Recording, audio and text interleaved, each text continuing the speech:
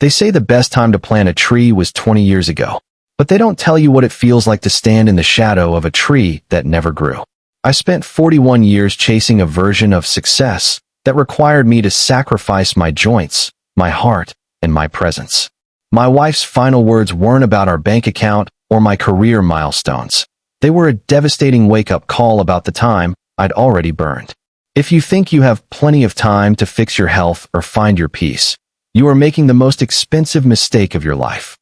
Standing at this crossroads, I realized that the fog isn't just a weather condition. It's a metaphor for how I lived my entire adult life. I spent decades in a haze of someday. Someday, I'll lose the weight. Someday, I'll start walking again. Someday, I'll tell her how much she matters. We treat time like it's an infinite resource, a bank account that never runs dry, but the reality is much more sobering. I wasted 41 years acting as if I was immortal, ignoring the subtle creaks in my joints and the slowing of my breath. I chose the path of least resistance every single morning, opting for the comfort of the couch over the challenge of the trail.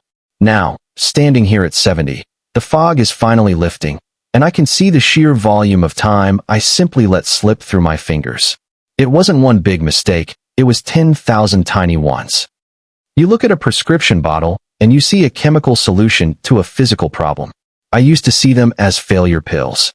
I'd look at the labels, the statins, the blood pressure meds, and feel a deep sense of resentment. Why did I need these? Then I'd look at the blueberries next to them, the real medicine I ignored for half a century. We have this incredible ability to compartmentalize our health. We treat our bodies like a car we can just take to the mechanic when it breaks down. But there are no spare parts for the soul, and the engine of the human heart doesn't appreciate decades of neglect. I remember my doctor telling me that I was digging my grave with my teeth, and at the time, I laughed it off. I thought I was stronger than the biology. I thought I was the exception to the rule of inflammation and oxidation. I was wrong. The contrast between the sterile plastic of that bottle and the vibrant skin of the fruit is the story of my life. The artificial trying to fix what nature was meant to sustain. When you're 40, you don't notice the fibers disappearing. Sarcopenia is a silent thief. It doesn't break into your house with a loud bang. It just slowly moves the furniture out, one piece at a time, until the rooms are empty. I watched this 3D animation in a specialist's office last year, and it terrified me. To see the literal melting away of the muscle that was supposed to carry me into my twilight years was a visceral shock. I realized that every day I sat at that desk, every year I rested instead of moved, I was allowing my own foundation to crumble. We think of aging as a natural decline, but so much of it is actually an unnatural surrender. My legs used to be pillars of strength, capable of hiking miles without a second thought. Now, they feel like brittle sticks. If I had known that muscle was the currency of longevity, I would have invested in it like I invested in my 401k. Looking at these old photographs, I'm struck by how much we took our vitality for granted. In this picture, my wife and I are laughing, really laughing, with a kind of carefree abandon that seems like a foreign language to me now. Back then, we didn't count steps. We didn't monitor our heart rate variability or worry about the glycemic index of our dinner. But beneath that joy was a dangerous assumption. The assumption that health was a permanent state of being rather than a fleeting gift that requires daily maintenance. I remember the warmth of that sunlight streaming through the window, feeling like life would always be this vibrant. I was so focused on building a future for us that I forgot to inhabit the present. I spent my best physical years sitting behind a steering wheel or a desk, telling myself that once the mortgage was paid, then I would take care of my body. The tragedy is that by the time the mortgage was gone, so was the resilience of my youth. This empty park bench under the ancient oak tree has become my sanctuary and my classroom. There is a profound, heavy silence that comes with reflection. You start to realize that the oak tree didn't grow strong by accident. It endured decades of storms, stretching its roots deeper into the earth every time the wind tried to knock it down. I, on the other hand, avoided the storms. I chose the climate-controlled office and the soft chair. Now, the passage of time feels like a physical weight. Every leaf that falls from this tree reminds me of a day I traded for something meaningless, an extra hour of overtime, a stressful meeting about a project no one remembers now, or a night spent scrolling through news that didn't matter. The tree stands as a monument to patience and structural integrity, while I feel like I'm playing catch-up with a clock that's running out of batteries. The stethoscope and the running shoes, two objects that represent the two paths I could have taken more seriously. For years, the stethoscope was something I only saw during my annual scolding from the doctor. It represented the clinical, cold reality of a body in decline. The running shoes, however, represented the untaken path. They sat in the back of my closet, pristine and useless, a testament to the man I intended to be but never became. We often wait for a medical crisis, a chest pain, a dizzy spell, a terrifying lab result, to finally lace up those shoes. But by then, you're not running for joy, you're running for your life. It's a completely different energy. One is an act of freedom, the other is an act of desperation. I wish I had understood that the stethoscope is much kinder to the person who makes the shoes dirty every single morning. Looking in the mirror is a surreal experience when you're 70. I see the wrinkles and the gray hair, but in my mind, I'm still that 30-year-old man with the world at his feet. This cognitive dissonance is the great trap of aging. You feel like the same person inside, so you assume you have the same capacity. You think you can still get back in shape in a few weeks like you did in your 20s. But the mirror doesn't lie, even if your mind does. That younger version of me in the reflection is a ghost of potential. He had the hormones, the bone density, and the recovery speed to change his entire destiny with just a few lifestyle shifts. I want to reach through the glass and grab him by the shoulders. I want to tell him that his metabolism isn't a magical shield, it's a fading resource. I wasted those years of peak biology because I couldn't imagine a version of myself that was ever old. My morning routine used to be a cup of black coffee and a donut on the way to the office. Now, it's a high-stakes chemistry project on a marble countertop. I look at this pill organizer, this mosaic of oranges, whites, and yellows, and I see the cost of my late-night pizzas and my sedentary lifestyle. These supplements and medications are trying to do the work that my lifestyle should have been doing for 40 years. High-dose fish oil to fight the inflammation I invited in. Vitamin D because I didn't spend enough time under the sun. CoQ10 to support a heart I pushed to the brink with stress. It's a sophisticated, expensive way to apologize to my cells. We spend the first half of our lives sacrificing our health to gain wealth, and then we spend the second half of our lives spending our wealth to regain even a fraction of our health. It's a lopsided trade, and I'm here to tell you, the exchange rate is terrible. When you look at a healthy brain scan, it looks like a city at night, a brilliant, interconnected web of gold and blue lights firing in perfect harmony. But what they don't tell you is that these neural pathways are like trails in a forest. If you stop walking them, the brush grows back. The path disappears. For decades, I lived on autopilot. I did the same job, took the same route home, and watched the same mindless television programs. I was essentially letting the lights in my city go out one by one. I thought cognitive decline was just an inevitable part of the senior package, like gray hair or reading glasses. I didn't realize that my brain was a use it or lose it organ. I neglected the BDNF, the brain fertilizer, that only comes from intense movement and constant learning. Now, I find myself grasping for words that used to sit on the tip of my tongue, or forgetting why I walked into a room. It is a terrifying feeling to realize you've been a poor landlord to your own consciousness. There is something incredibly grounding about putting your hands in the dirt. Watching my grandson garden, I see the cycle of life in its most honest form. You cannot rush a seed. You cannot negotiate with the soil. You either provide the water, the nutrients, and the protection, or the plant dies. It's that simple. I spent 40 years trying to hack my way to results. I wanted the shortcut, the quick fix, the miracle diet that would erase a decade of neglect in a weekend. But standing here with dirt under my fingernails, I realized that our health is the ultimate garden. You cannot ignore your body for 41 years and then expect a harvest of vitality at 70. You have to tend to this soil of your gut microbiome, the irrigation of your vascular system, and the structure of your bones every single day. I'm teaching him this now, not because I want him to be a farmer, but because I want him to understand that consistency is the only magic wand that actually works. The human heart is an engineering marvel, a pump that never takes a holiday. In this 3D render, you see it protected by a golden shield, That's the resilience we're born with. But every cigarette I smoked in my 20s, every high-stress deadline I white-knuckled through in my 40s, and every cheat meal that turned into a cheat decade was a crack in that shield. We treat our hearts like they are indestructible machines, but they are more like delicate instruments. I remember the first time I felt a flutter, that strange, hollow skip in my chest that made the world go cold for a second. That was my heart finally speaking up, telling me it couldn't keep up with the demands of my ego. We focus so much on the external, how we look in the mirror, that we completely ignore the internal engine that makes looking in the mirror possible. Protection isn't about luck, it's about the bioavailable nutrients and the aerobic capacity you build when you don't feel like it. Standing at the edge of a cliff at dawn, looking over a vast valley, you realize how small your problems actually were. Most of the things I stayed awake worrying about for 41 years, the promotions, the social status, the keeping up with the Joneses, look like microscopic dust from this height.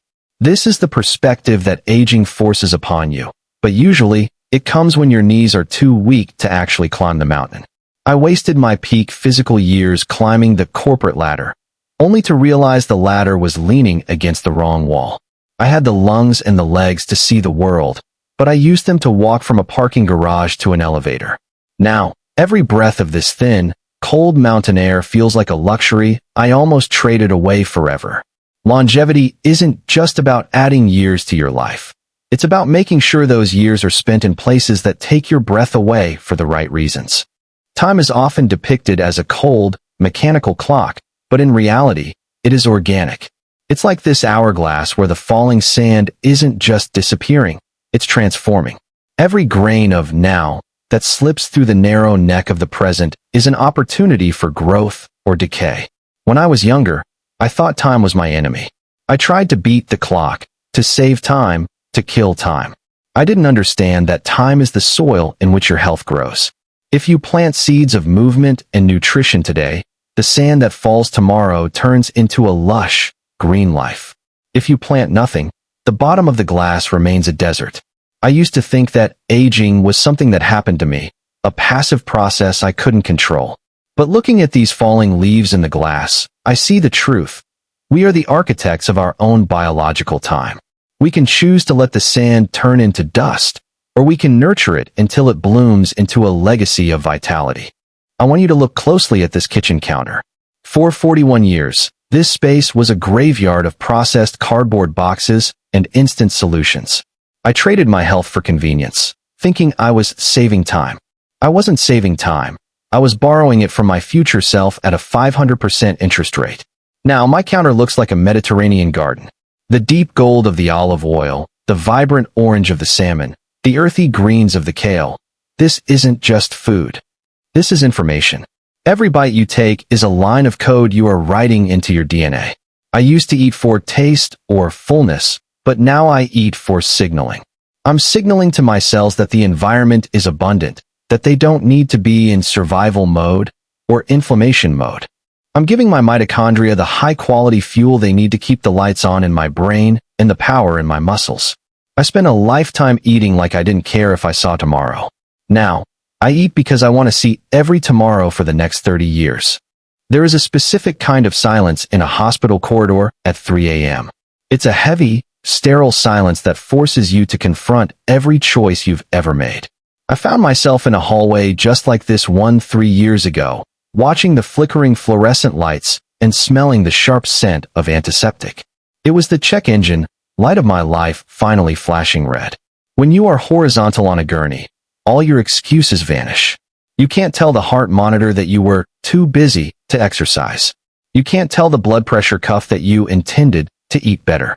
The hospital is the ultimate truth teller. It's where the later you promised yourself finally arrives, and often, it arrives with a bill you can't pay.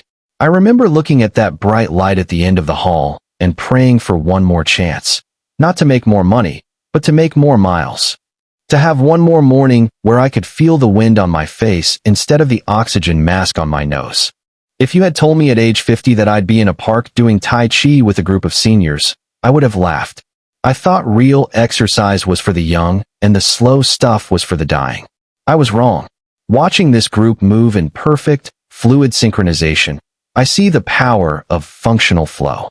These people aren't just moving their limbs. They are lubricating their joints, balancing their nervous systems, and maintaining the proprioception that prevents the falls that kill so many in my age bracket. Movement is the ultimate anti-aging drug. It doesn't have to be a marathon. It just has to be a conversation between your mind and your body. For 41 years, I spoke to my body in shouts, weekend warrior sessions followed by weeks of sitting. Now, I speak to it in whispers, daily, consistent, gentle movements that tell my nervous system it's still safe to be alive. The mist in the morning air feels like a baptism, a second chance to inhabit this skin properly. Imagine your DNA as a massive, ancient library containing the blueprints for everything you are. For 41 years, I was a terrible librarian.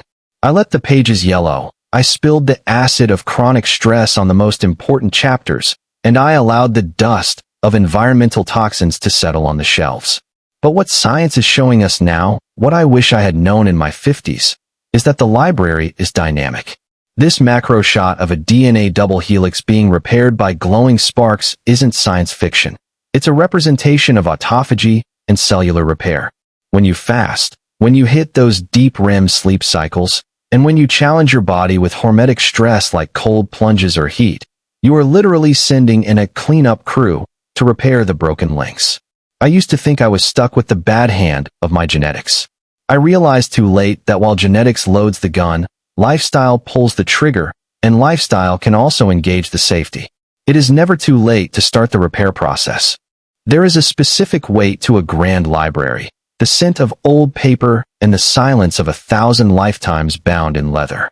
I spend a lot of time here now, sitting in the shafts of sunlight, realizing that I spent my youth reading how-to books on wealth and my old age reading why books on existence. We are the only species that knows we are going to die, yet we live like we're the first ones to discover immortality. I look at these dust motes dancing in the light, and I see my own 41 years of busyness. I was so busy answering emails that I forgot to ask the big questions. If you don't take the time to sit in the silence and understand why you want to live longer, the how won't matter. Longevity without purpose is just a long sentence. I'm finally learning that the most important muscle to train after 70 isn't the bicep or the heart. It's the capacity for awe. If you lose your sense of wonder, your biology follows suit. These boots in the corner are a ghost of a life I've finally left behind. They are stiff, heavy, and covered in the dust of 1,000 commutes. They represent the grind, that cultural myth that says your value is directly proportional to your exhaustion. I wore these boots as a badge of honor, proof that I was providing, while I was simultaneously depriving my family of the version of me they actually wanted. The one who wasn't too tired to play, too stressed to listen, or too sick to show up. We abandon our health in the name of our careers, only to find that the career doesn't have a soul to give back to us when our own is depleted. I look at those boots now, and I don't see hard work. I see a lack of boundaries. I see a man who was afraid to stop because he didn't know who he was without the work. Don't wait until you're forced to leave your boots in the corner to realize that you are more than your output. Technological progress has given us a window into our own internal rhythms that my father could never have dreamed of. Looking at this sleek wearable on my weathered wrist, I see more than just a heart rate. I see a bridge between my old world mistakes and new world solutions. This device tells me when my nervous system is overtaxed before I even feel the fatigue. It tells me that the one glass of wine I had last night ruined my sleep quality for 4 hours. In 2026, we no longer have the excuse of ignorance. We can see the invisible damage in real time. I use this technology not to obsess over numbers, but to stay in tune with a body I spent 40 years ignoring. It's like a hearing aid for the soul. It amplifies the quiet signals my heart has been trying to send me for decades. We are the first generation that can literally watch our longevity score move up or down based on our lunch choices.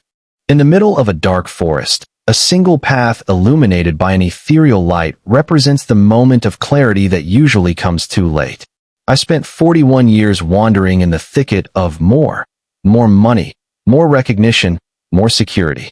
But more is a mirage that recedes as you approach it. The light on this path isn't coming from a destination. It's coming from the realization that the path itself is the point. When you are 70, you stop looking for the exit and start looking for the essence. I wasted so much energy fighting the forest, trying to clear-cut a life that was meant to be lived in harmony with the shadows. This light represents the urgency of now. In 2026, the world moves faster than ever, and it's easy to get lost in the digital woods. But your health, your literal physical presence on this earth, is the only compass that doesn't spin. If you find yourself in the dark today, don't look for a map. Look for the light of your own breath, the steady rhythm of your own heart, and follow it back to the center of your life. Walking on a beach at low tide, watching the purple sky reflect in the receding water, you see the ultimate visual of the great return. Every tide that goes out leaves behind a treasure or a wreck. For 41 years, I was so focused on the high tide, the peaks of my career, the loud moments of celebration, that I completely ignored what was happening when the water was low. The low tide of our lives is our recovery, our sleep, and our moments of quiet reflection. It's in the low tide that you see the true state of the shoreline. Are there plastic bottles of regret scattered everywhere, or is it a clean slate of sand? I realize now that the purple years, this twilight of my existence, are actually the most beautiful. The colors are deeper because they are fleeting. The air is cooler because the heat of the day's hustle has finally dissipated. If I could go back to my 40-year-old self, I'd tell him, stop trying to hold the tide back. Learn to walk in the shallows when it leaves. This 3D conceptual image of a biological clock, with gears made of living cells, is the most accurate representation of our reality. We aren't clocks made of brass and steel. We are clocks made of protein and light. Every time a gear turns, a cell divides. Every time a spring tightens, a telomere shortens. I used to think I could pause my clock by ignoring the passage of time. I thought that if I didn't acknowledge the birthdays, they didn't count. But the gears of biology don't care about your denial. They are fueled by the NAD+ in your system, the antioxidants in your blood, and the oxygen in your lungs. When I look at these gears, I don't see an ending. I see a masterpiece of maintenance. If you keep the gears lubricated with movement and the springs tensioned with purpose, the clock can run far longer than the manufacturer's warranty suggests. I wasted decades letting my gears rust in the rain of sedentary living. Don't let your clock stop just because you forgot to wind it with a walk. A steaming cup of tea and an open journal titled My Legacy. This is my new boardroom. I spent my life writing memos that were deleted within a week. Now, I write thoughts that I hope will live for a century. The word legacy used to feel heavy, like a tombstone. Now, it feels light, like a feather. Your legacy isn't the buildings you leave behind. It's the health you prioritized so you could be present for the people who will remember you. My wife's last words weren't about my professional achievements. She said, I wish we had walked more. That simple sentence, that devastatingly mundane regret, is why this journal is open. I am writing down the recipe for a life that doesn't end in a wish. I'm documenting the exact moment I realized that a healthy man has 1,000 wishes, but a sick man has only one. I am leaving a map for my children so they don't have to spend 41 years lost in the same woods I was. An abandoned office desk overgrown with vines is a hauntingly beautiful sight. It represents the eventual triumph of nature over our busy work. For 41 years, I treated my desk like an altar. I sacrificed my spine to the chair and my eyesight to the monitor. I thought that if I worked hard enough, I could buy my way out of the consequences of sitting. But nature always reclaims its own. The vines in this image are this slow victory of reality. Eventually, the world moves on. The projects you stayed up until 2 a.m. for will be archived and forgotten. The only thing that stays is the physical vessel you inhabit. I look at this desk and I don't feel sadness. I feel relief. I am no longer a prisoner of the retired sign. I have moved out of the office and into the garden. I have traded the blue light of the screen for the golden light of the sun. The later, I promised myself, is finally now. And thank God, I still have enough strength left to enjoy it. The handshake between a doctor and a patient should be a partnership of equals, not a plea for a miracle. For 41 years, I viewed the doctor's office as a courtroom where I was always the defendant, waiting for a verdict I knew I deserved. But when you finally take ownership of your biology, that relationship changes. In this image, You see warmth and trust, the look of two people working together to preserve a masterpiece. I stopped asking my doctor for fixes and started asking for optimization. We often forget that the Greek root of the word doctor means to teach. I spent a lifetime being a bad student. I ignored the lessons on metabolic flexibility and the warnings about chronic inflammation. Now, at 70, I am finally an honors student of my own health. I understand that a physician can provide the map, but only I can walk the path. This handshake represents the moment I stopped being a victim of my age and started being the CEO of my longevity. Looking through a telescope at a star-filled sky, you realize that your physical health is the vehicle that allows you to contemplate the infinite. If your vehicle is broken down in the garage, you're too distracted by the repairs to look at the stars. I wasted 41 years looking at the ground, worried about the cracks in the sidewalk of my daily routine. I was so down to earth that I lost my connection to the cosmos. As we age, our perspective should broaden, not narrow. We should be moving from the me to the we, and from the now to the always. A healthy brain and a strong heart allow you to stay curious until the very last breath. I want to be the 70-year-old who is still wondering about the expansion of the universe, not the one wondering if he can make it to the bathroom without help. Longevity gives you the gift of deep time, the ability to see the patterns of history and the beauty of the celestial dance. A single candle flame flickering in the dark is a fragile thing, yet it is the most powerful force in the room. This is your life force, your mitochondria, your spirit, your metabolic spark. For 41 years, I let the winds of modern life, the junk food, the sedentary habits, the toxic stress, blow directly on my flame. I didn't protect it. I acted like the candle was 10 miles long and would never burn out. But at 70, you realize the candle is shorter than you thought, and the wick is precious. You start to cup your hands around the flame. You become protective of your energy. You stop wasting your light on people and things that don't matter. This flickering light is a reminder that health isn't just about avoiding death. It's about maximizing the brightness of your life while you're here. I want my flame to stay vibrant and steady until the very last millisecond, not sputter out in a long, dim, painful decay. This dinner table is my why. Multiple generations, my children, my grandchildren, my siblings, all laughing and sharing a meal. This is the ultimate senior longevity prize. It isn't a trophy or a bank balance. It is the physical ability to sit at this table and contribute to the conversation. I almost lost this. If I hadn't made the changes I made after my wife's passing, I would be an empty chair in this image. I would be a name they mention with sadness, instead of a grandfather they argue with over politics. Every workout I did when I didn't feel like it, every salad I chose over a burger, and every hour of sleep I prioritized was an investment in this moment. You don't get healthy for yourself. You get healthy for the people who want to love you for as long as possible.